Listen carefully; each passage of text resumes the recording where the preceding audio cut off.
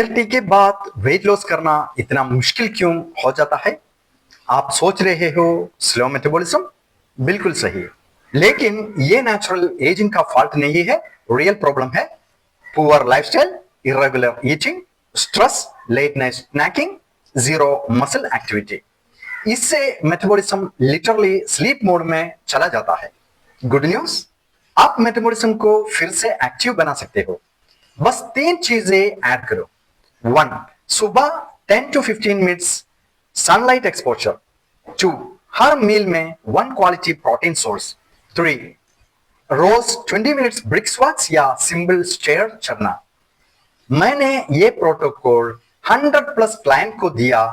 लोग 7 to 12 days में ही energy boost feel करता है। मेटाबॉलिज्म सही हो तो वेट लॉस एफर्टलेस हो जाता है। और अगर पर्सनल गाइडेंस चाहिए, DM me metabolism reset on at heal with Alavi.